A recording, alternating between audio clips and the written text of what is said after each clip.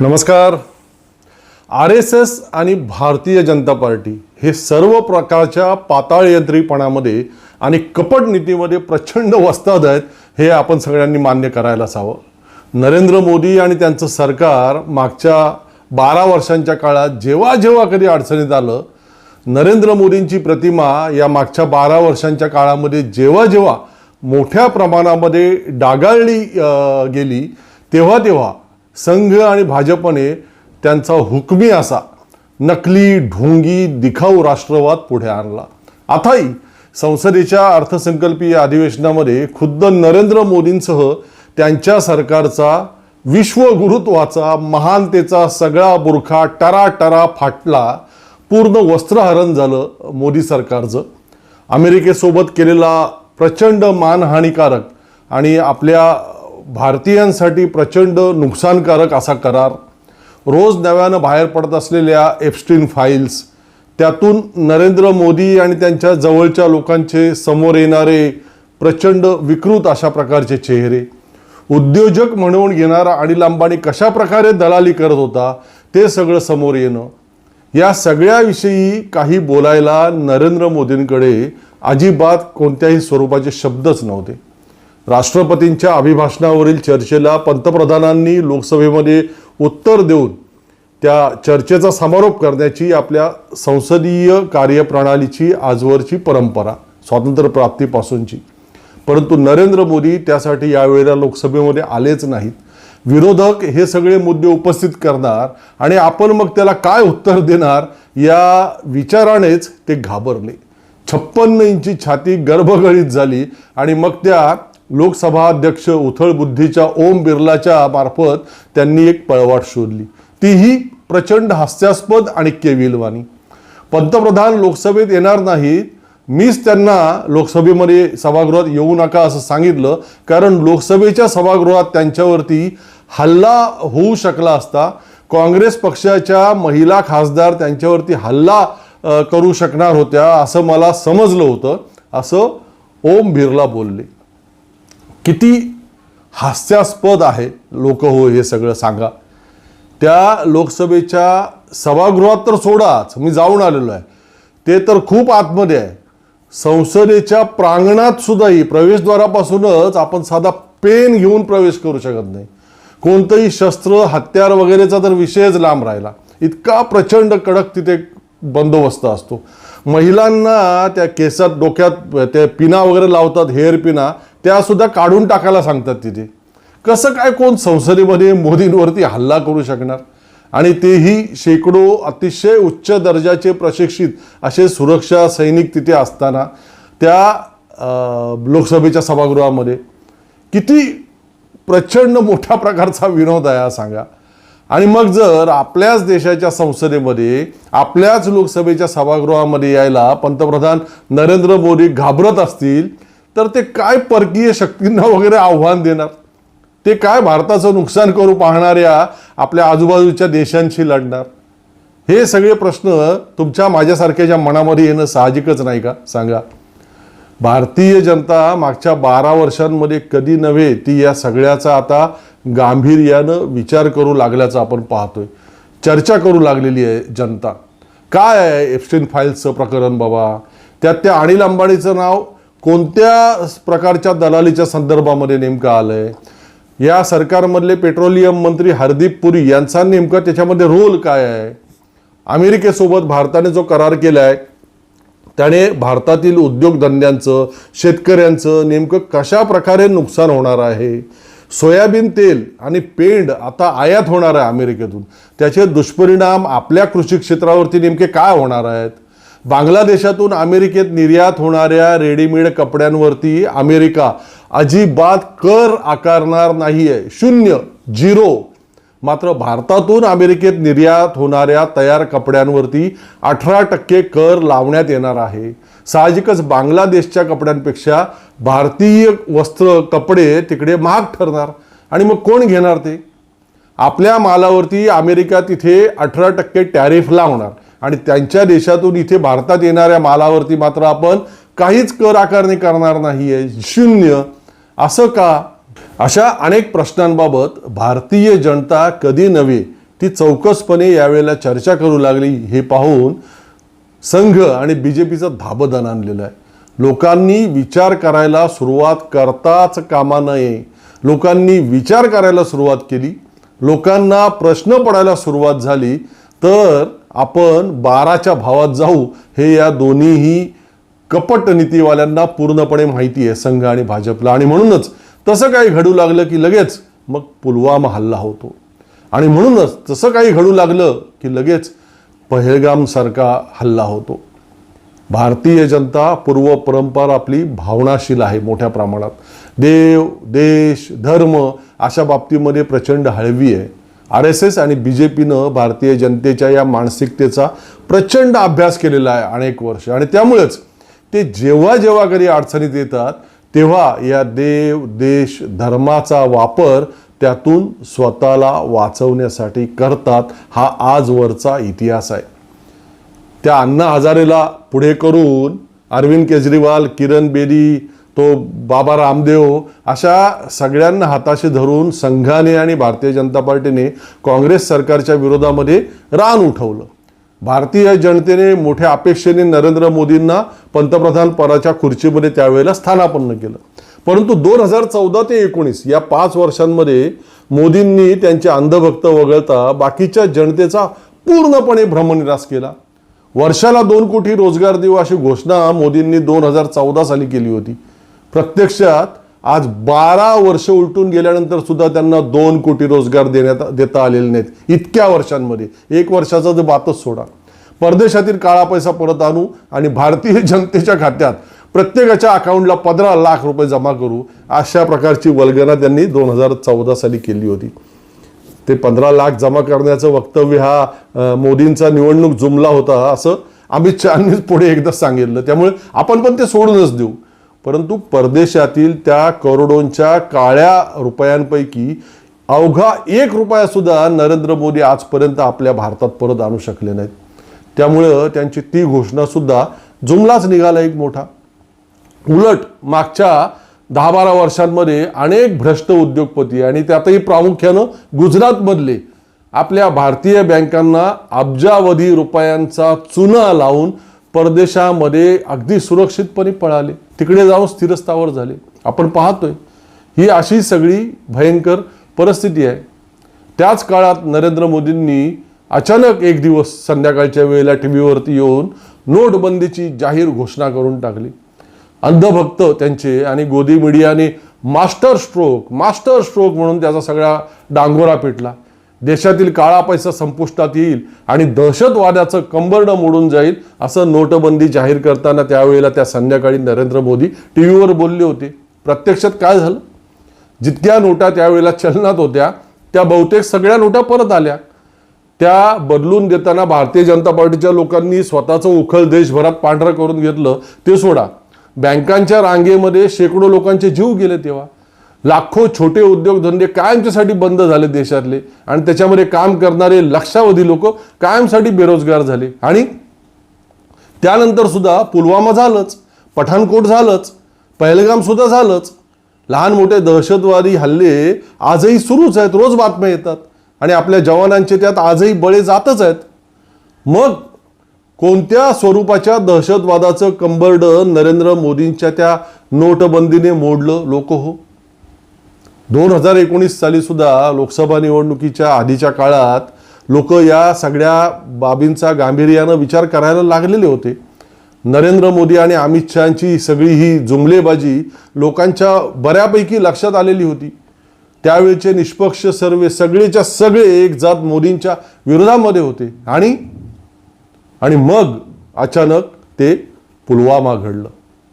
ते कसं घडलं, घडवण्यात आलं वगैरे ते सगळंच पुढच्या काळामध्ये आत्ताच काही काळापूर्वी दिवंगत झालेले सत्यपाल मलिक यांच्यामुळे उघडकीला आलं नंतर. परंतु तेव्हा ती घटना घडली त्यावेळी मात्र हळवं भारतीय समाजमन मात्र पुन्हा संघ आणि भारतीय जनता पार्टीच्या धूर्त काव्याला फसलं.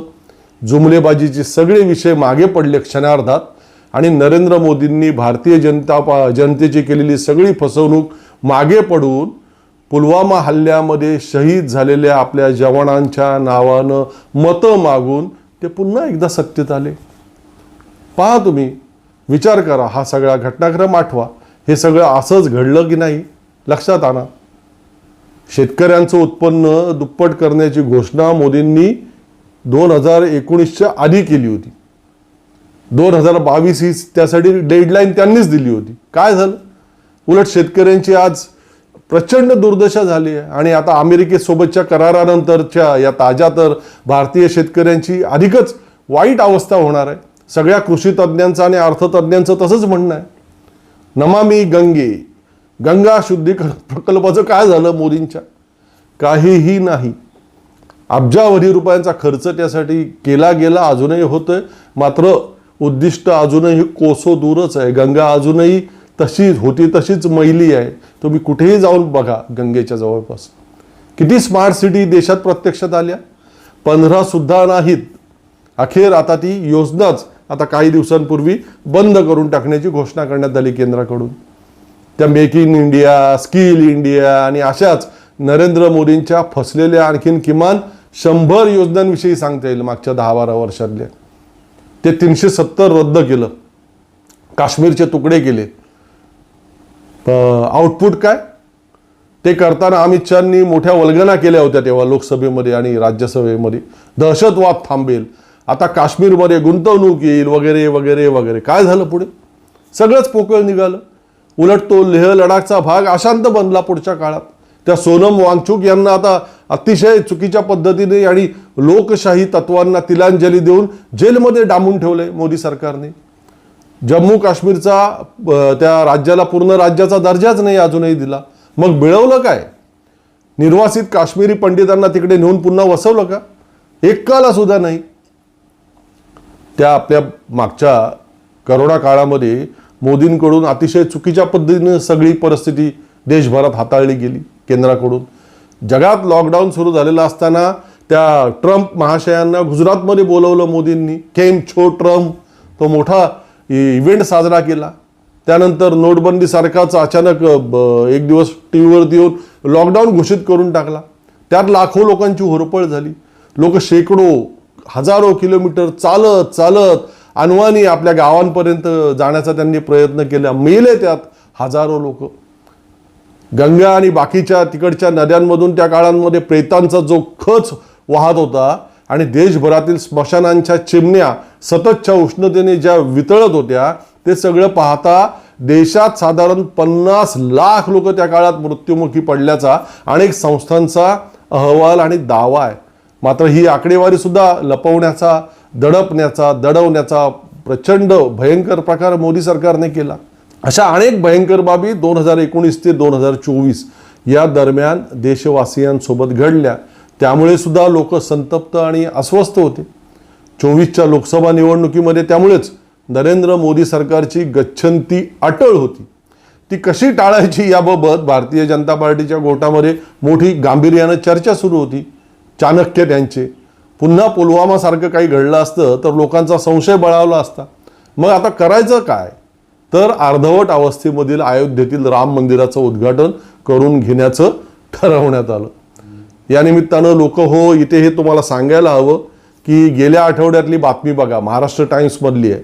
ठळक, राम मंदिरातली खूप कामं अजूनही अपूर्ण असून त्या अयोध्येच्या येत्या एप्रिल महिन्याच्या अखेरपर्यंत ते पूर्ण करण्याचा तिथल्या त्या व्यवस्थापनाचा प्रयत्न आहे, असं या वृत्तपत्राने म्हटलेलं आहे.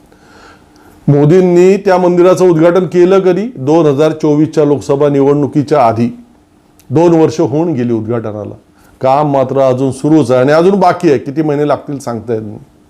त्यामुळेच तो प्रभू रामही बहुधा मोदींवरती, संघावरती, भाजपवरती कोपला आणि त्या 24च्या लोकसभा निवडणुकीमध्ये वाराणसीमधून खुद्द नरेंद्र मोदी हारता हारता कसे बसे जिंकले. निवडणूक आयोगाच्या प्रचंड कृपेने त्यांना कशी बशी 240 पर्यंत मजल मारता आली आणि त्यातील तब्बल 80 लोकसभा मतदारसंघातील सविस्तर डेटा निवडणूक आयोगानं इतक्या कालावधीनंतर सुद्धा उपलब्ध करून दिलेला नाही. यावरून सगळा घोळ तुम्हा सगळ्यांच्या लक्षात येऊ शकेल. ते असो, आता निवडणूक आयोग, ईडी वगैरे वगैरे या सगळ्या संस्थांविषयी बोलण्यासारखं अजिबातच काडी मात्र सुद्धा शिल्लक राहिलेलं नाहीये. पूर्ण अधोगती झालेली आहे त्यांची. परंतु 2019 साली पुलवामा हल्ल्याचा मतांसाठी वापर आणि 2024 साली राम मंदिराचा मतांसाठी वापर मोदींनी केला. सोबतच मुस्लिमांच्या विरोधामध्ये मोठ्या प्रमाणामध्ये गरळ सातत्यानं ओकत राहिले. स्वतः कसे दैवी अवतार, ते काय नॉन बायोलॉजिकल वगैरे ते सांगत राहिले. तब्बल 24 कॅमेऱ्यांचा सेटअप घेऊन कन्याकुमारीला त्या विवेकानंद स्मारकावरती जाऊन समाधी लावून बसले वगैरे, त्याचं लाईव्ह प्रसारण देशभर करत राहिले वगैरे वगैरे.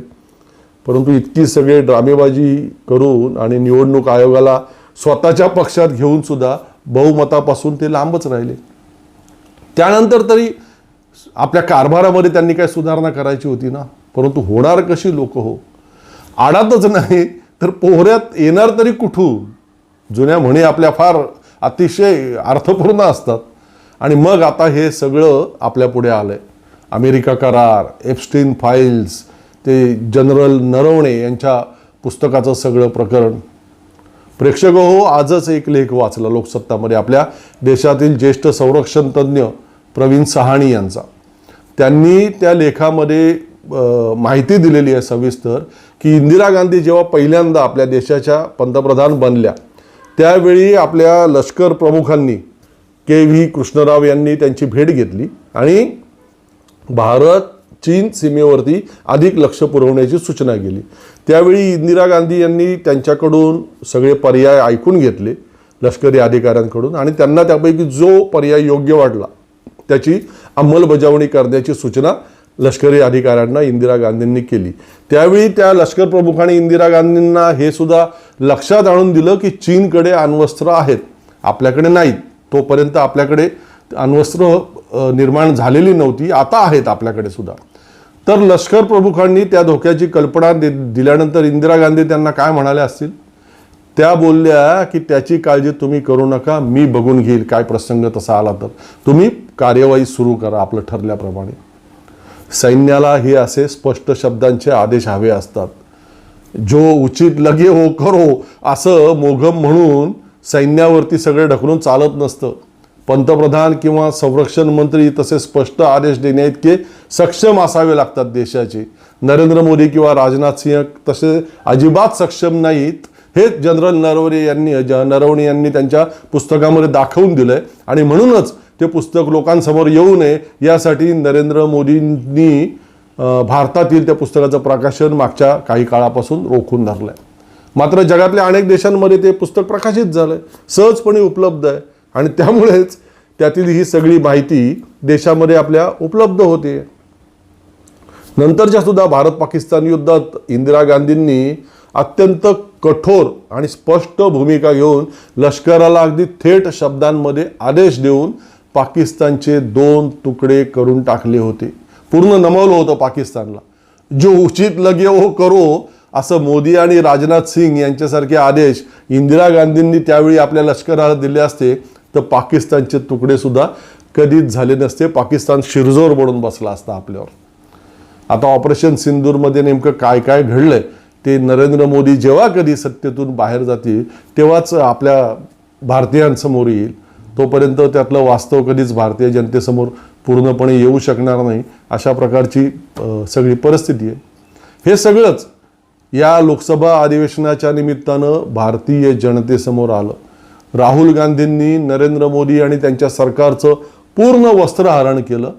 त्यातच मग अनिल अंबानी, हरदीप पुरी, अमेरिका करार सगळीच चहूबाजूने चर्चा सुरू झाली एकाच वेळेला.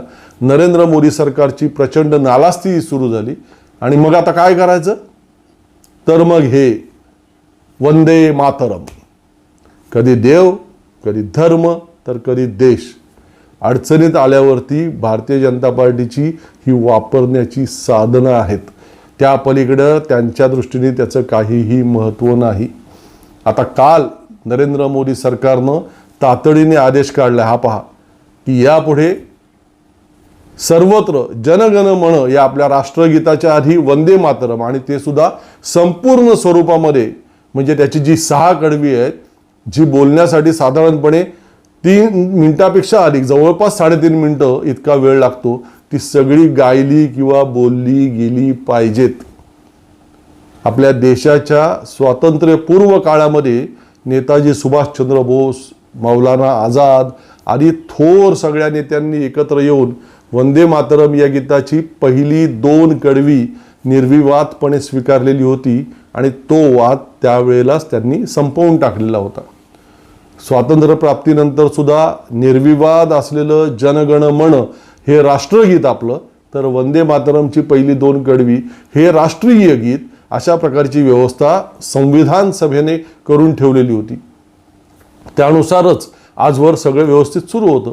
परंतु या कपटी संघ आणि भाजपला आता स्वतःचे गैरउद्योग आणि मागील 12 वर्षांमध्ये देशाची केलेली सगळी वाताहात लपवण्यासाठी त्या वंदे मातरमच्या शिळ्या कढीला पुन्हा ऊत आणायचं आहे.